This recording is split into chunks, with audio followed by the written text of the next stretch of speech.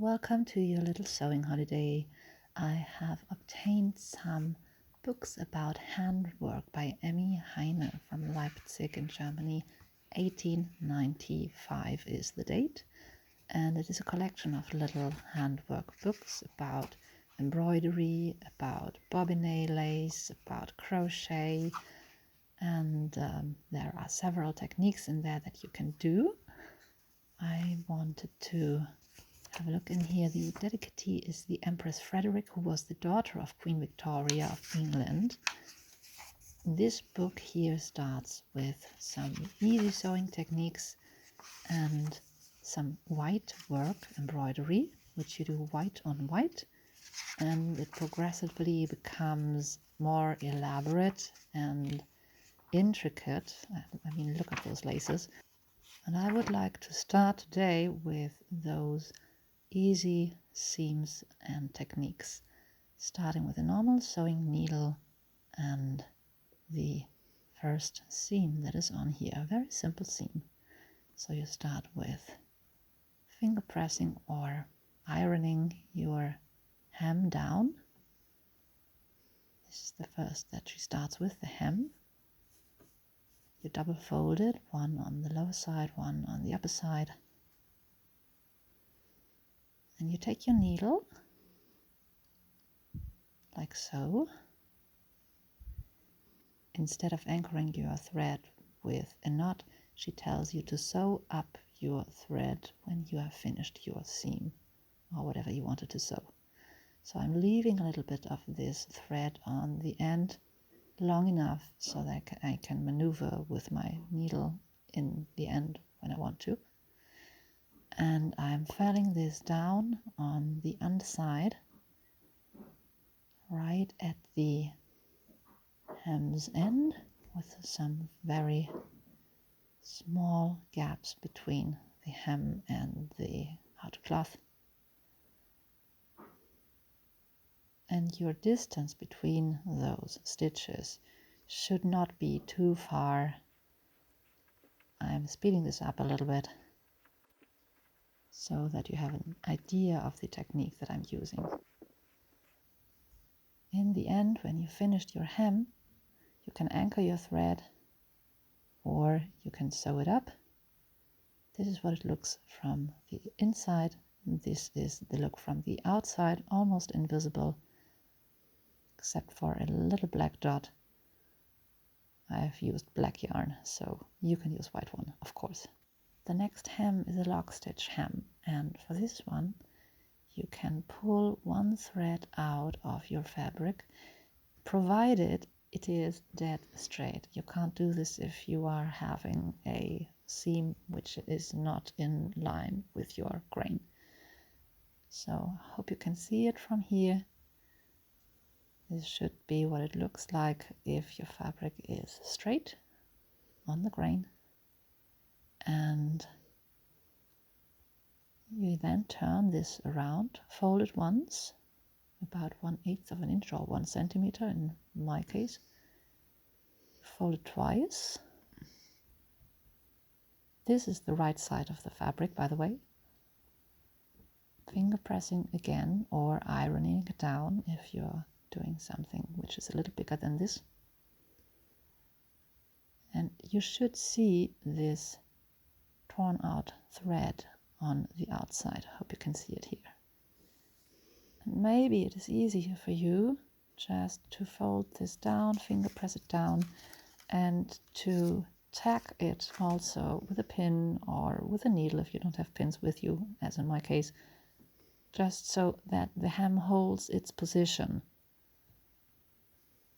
You can finger press that as well, of course. And then you take your thread, not much longer than 40 or 50 centimeters, or the length of your arm for that matter. You thread your needle like so.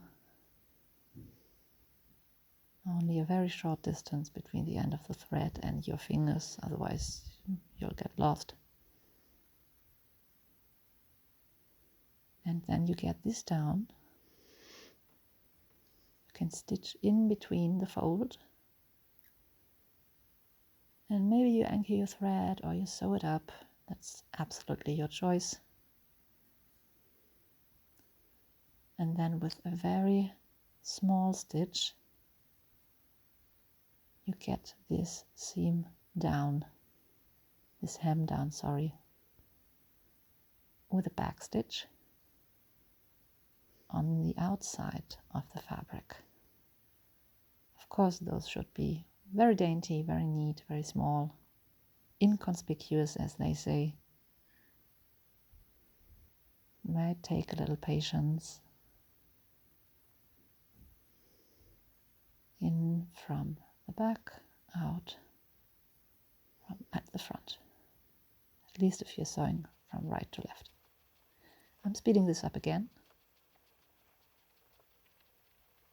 So you see the stitches are back to back on each other. At the end of the hem, don't forget to anchor your thread or to sew it up. I'm anchoring it here with 2 back stitches. And this is the outside of the garment. And this is the back side, the usual back stitch. A little irregular, very stable. Next we are moving on to the seams sewn by hand, and the first seam that you can do is a running stitch seam. For this one it is imperative to anchor your thread or to sew it up in a very stable manner. Use a back stitch, use a second back stitch over that one, knot it anyway, because the running stitch is not so stable as the back stitch for a seam. And you will want to anchor your thread because that seam might else rip up. After this anchoring down, you can use the running stitch, one stitch after the other. And it is, when you've mastered it, a very fast stitch and a very fast possibility to get your clothes together. It's also very useful for insertions of cloth, of lace, anything. I'm speeding this up again so you have an idea of the technique. Do not forget to anchor your thread at the end. Be stable with this one. One back stitch over that, and cut your thread up. This is what it looks like from the one side, almost the same from the back side. And if you anchored your thread, it will not come apart. For the back stitch seam, you should also pull a thread out of the cloth that you want to sew with. Anchor your thread again or sew it up. And then you start with a back stitch, 3 threads behind the position that you started, and then you go on for about 6 threads in the front.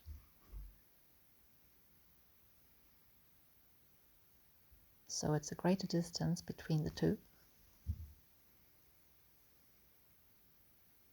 And then again 3 threads behind. So there's a little gap between the stitches, which makes it a little bit faster to work with. And also, yeah, I think it's a very dainty look. One stitch after the other on the pulled thread. That's what it looks like in the end. I've sewn my thread up,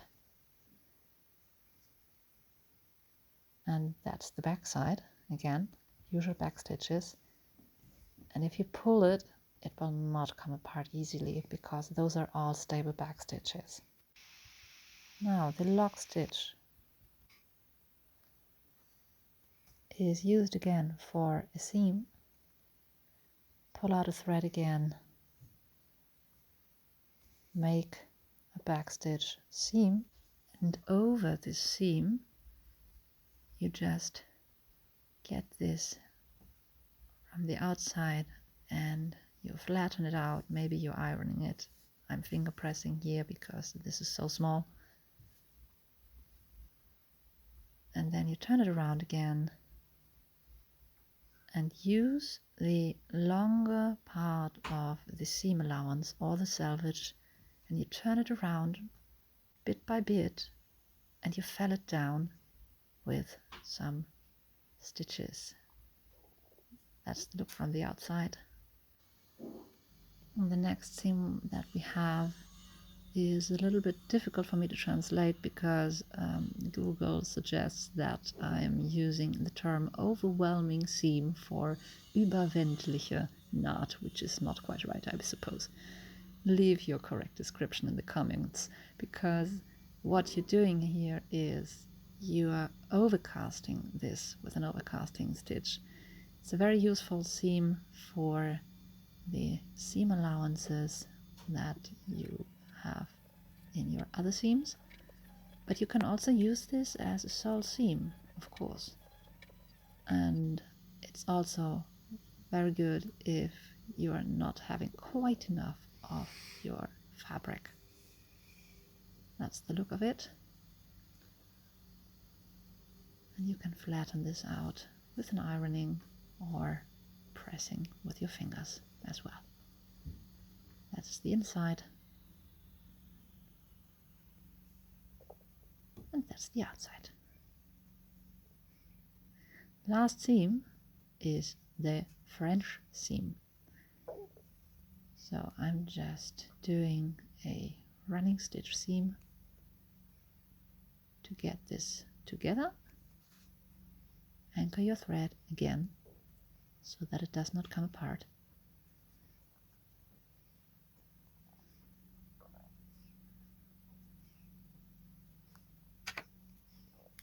And then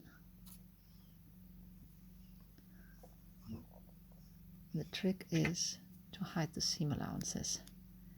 So you're cutting those down to a very narrow length above your stitched seam.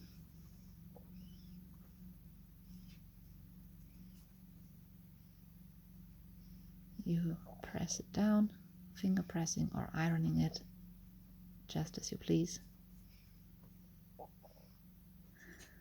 And then you fold those two pieces of cloth, hiding the seam allowances in the inside and stitching just under those hidden seam allowances without getting them into the stitches themselves.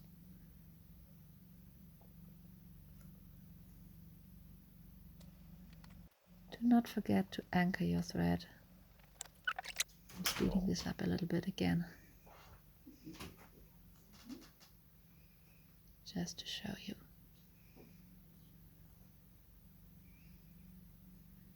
Anchoring my thread again. And here we are. Extra secure. Cutting away excessive thread.